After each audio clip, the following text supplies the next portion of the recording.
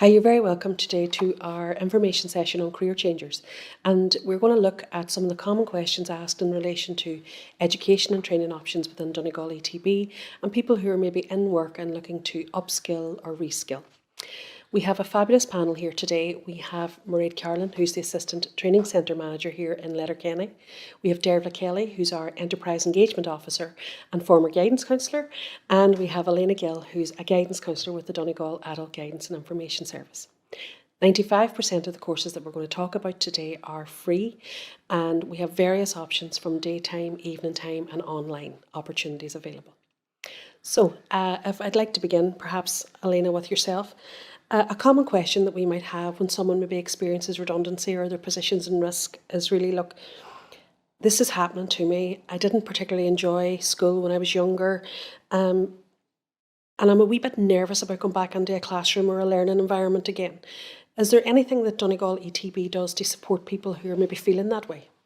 Yeah, absolutely. And, the first thing I'd say is please don't worry about that. Like, we get that all the time, and a return to adult education and training, it's really different to school. We deliver our courses at a pace that helps you readjust to learning. And there are supports and help available, if required. And with relation to exams, for example, you often get a chance to have a wee practice run before the real thing. We're always working to try and ensure that the education and training experience is as inclusive and as safe and welcoming as possible for all our students. And many of our courses also have the support of the Adult Guidance Service, and they would come in at the beginning of the course and offer some tips to help you settle in and get used to going back into the classroom environment. Yeah. And I know, Mairead, you might have some examples of what it's like in centre. Yeah, I mean, many of the students that come onto our courses may have dropped out of college even, and when they come to do a course with ourselves, they're at a very low ebb, their confidence is low and they're feeling a bit disillusioned and think they're a failure. But look, part of our remit is to support them to develop that confidence again. The class sizes that we have, the contact time with the tutors is really conducive to learning. It's a really positive environment for them. And we have many examples of where those students have went on to either get full-time employment with companies locally or have went on to third level again and are more prepared for their studies in that instance. Fantastic. So whilst it's a very natural feeling to be a wee bit anxious or nervous, we're doing our best to make sure that any learning experience you have with us, really, we can turn those nerves maybe into a bit of excitement about that education process. That's fantastic. Thank you. Dervla, I wanted to ask you about something that has come up a lot. And it's really people who have been living away, maybe from Donegal or living away from home for a number of years. And they're looking at maybe education and even employment opportunities here locally, and they're just not seeing anything. And they feel maybe they have to change careers.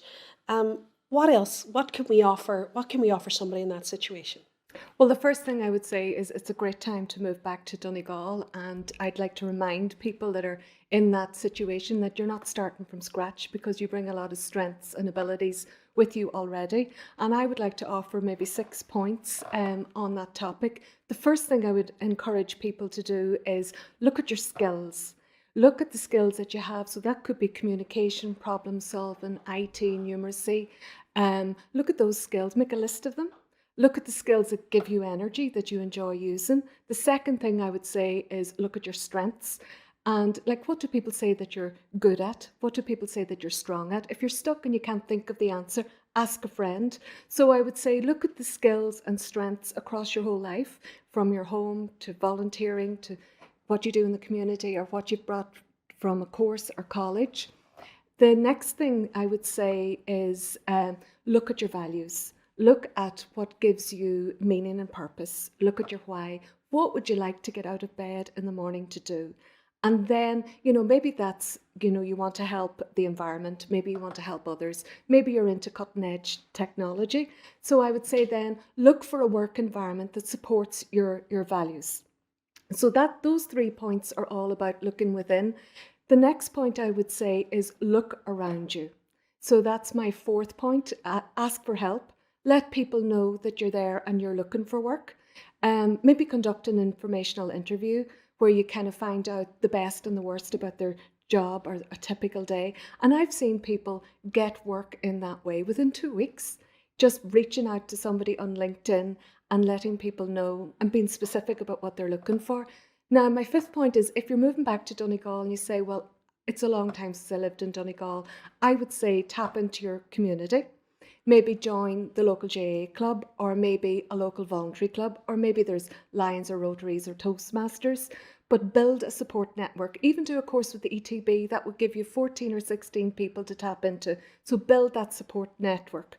And my final point is really prototype your idea. Try your idea out for size. And that could be volunteering, that could be doing an evening course with ourselves, or that could be even working a part-time capacity to just try that career change out for size.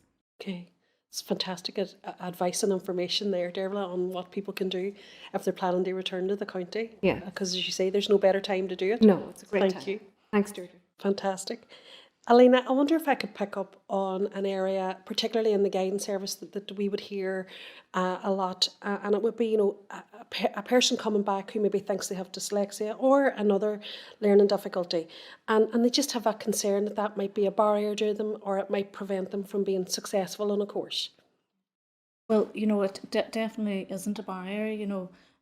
We have a lot of learners who come to us with, the likes of dyslexia. But I think a question we would have to ask is, have you had an assessment done? Is there a diagnosis of dyslexia there? Or is it just a feeling that you might have? I know some people maybe have children who have been diagnosed with dyslexia, and they, recognise similarities there to the difficulties that they would have had at school. And if there is an assessment there, then the chances are there would have been a list of kind of supports and measures that could be put in place to kind of help support the learning.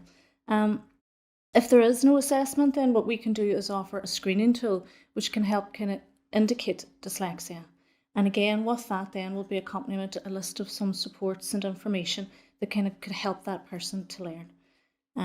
Another thing that we could offer is a thing called reasonable accommodation. And what reasonable accommodation is maybe modifications or adjustments to the task or to the environment, or even just to the things that the way things are being done in centre, and that really will enable all participants, no matter what they come with, to have equal participation. Another thing then, PLC students, they can apply for the fund for students with disabilities. And I think really what's really important to remember is that having the likes of dyslexia isn't necessarily a barrier to learning. Often people with dyslexia can come with really creative ways of learning. They've learned to adapt due to the challenges that they face. So I think what's really important is for people to contact the staff in Donegal ETB, speak to a guidance counsellor, speak to recruitment, speak to the course tutors, and whatever the requirements are, we can discuss the supports that's available. I would just like to support what Elena was saying.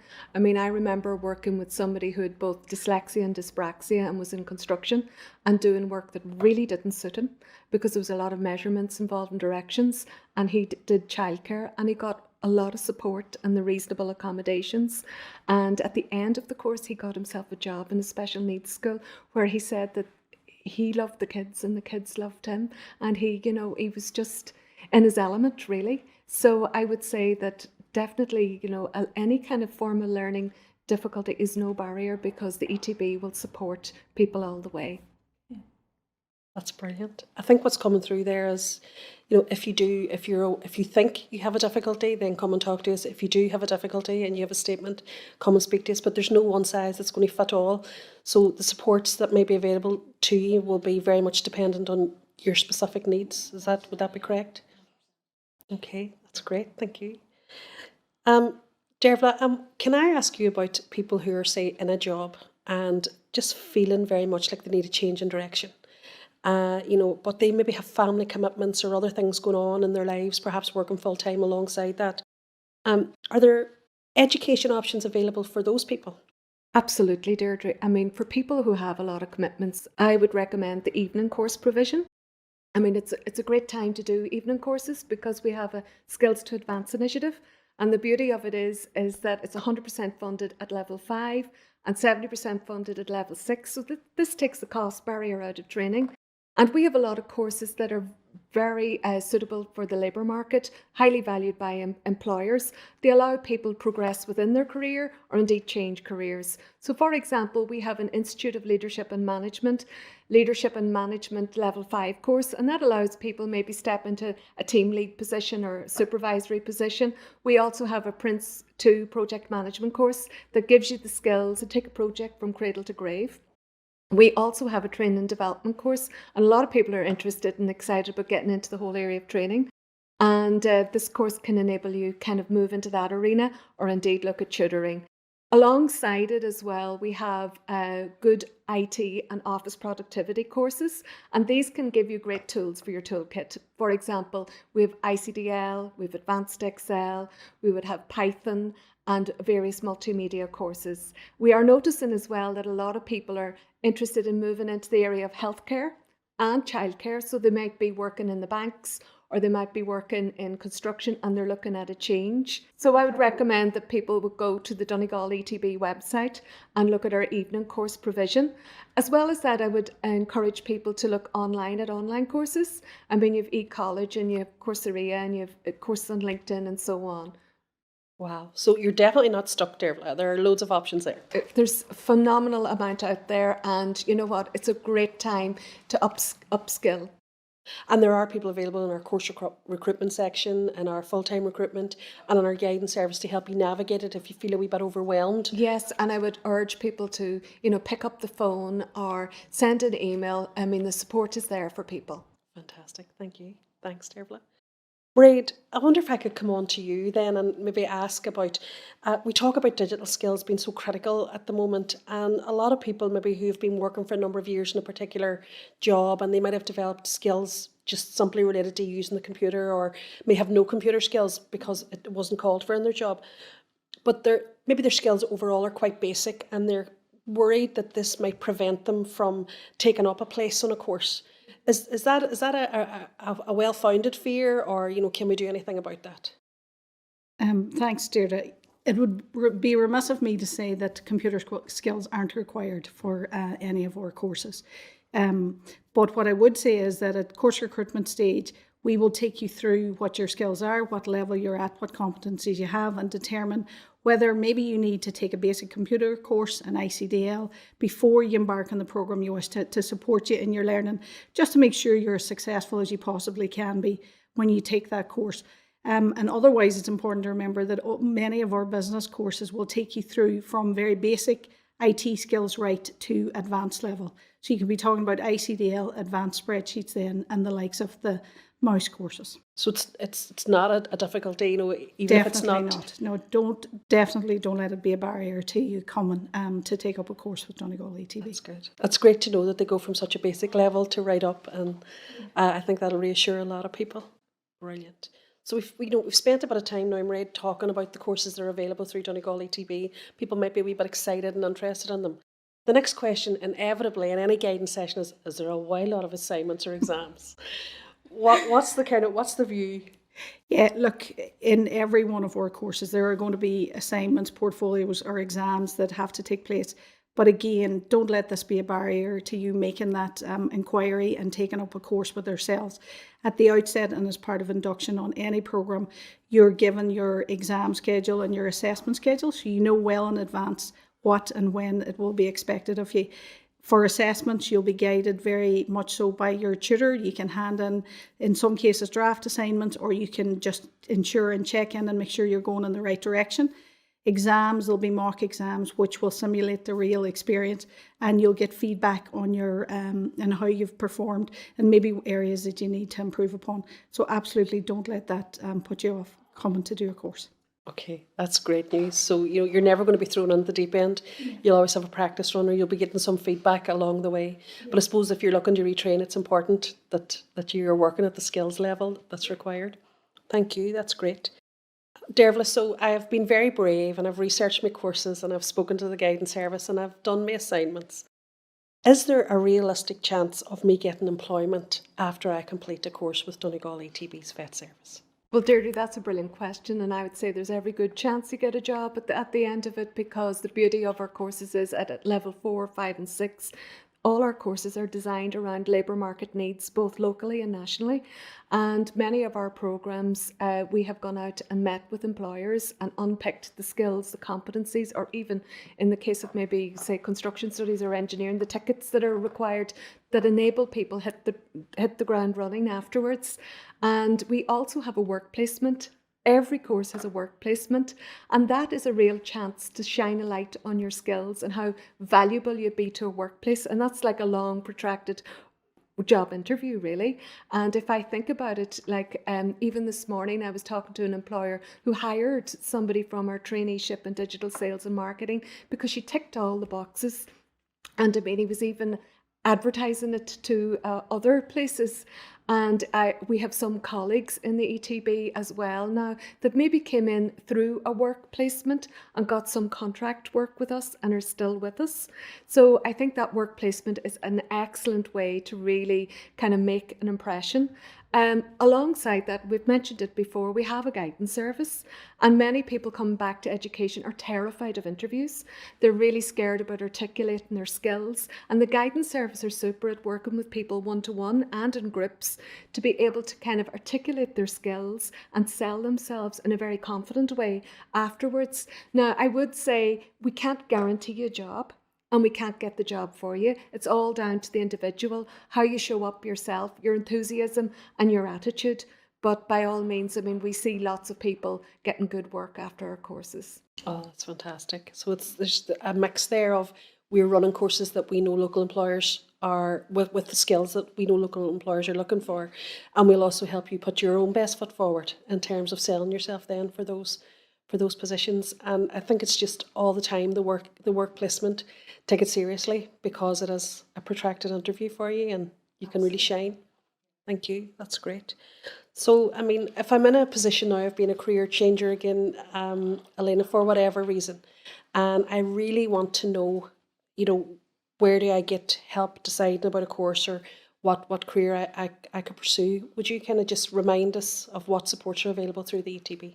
Yeah, well, absolutely. Like changing career, it can be a really exciting time as well. I know when you've maybe been forced into it, it can be a bit scary, but I think what you really need to do is go back to basics.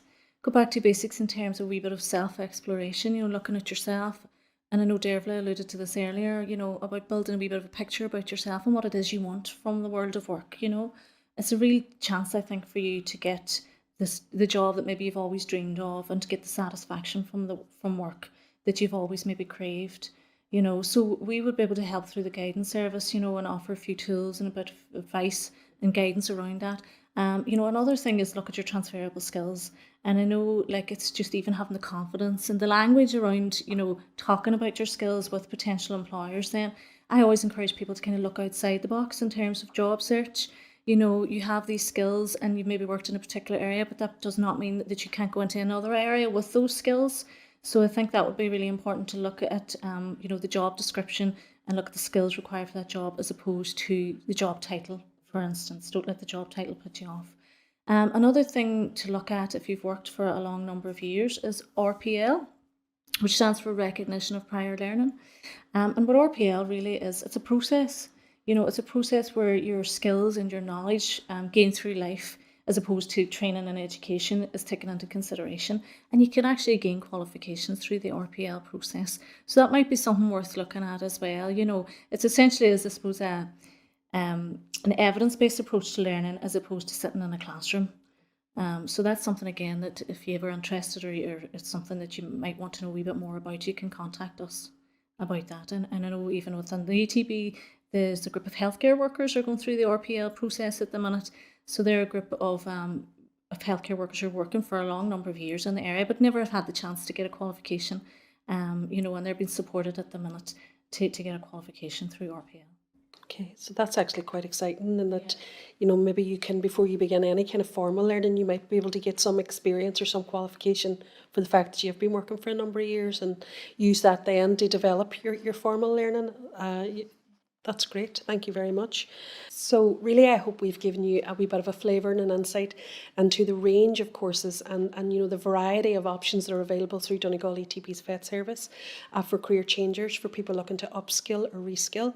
I'd really like to thank the panel today for maybe sharing their expertise with us. That's Mairead Carlin, our Assistant Training Centre Manager in Letterkenny, Dervla Kelly, our Enterprise Engagement Officer, and Elena Gill, who's the Adult Guidance and Information Service Guidance Counsellor here in Letterkenny also. Thank you very much.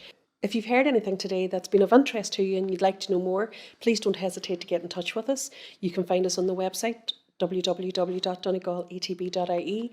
There are phone numbers, you can email us, or you can check out our social media. Thank you very much. Thank you.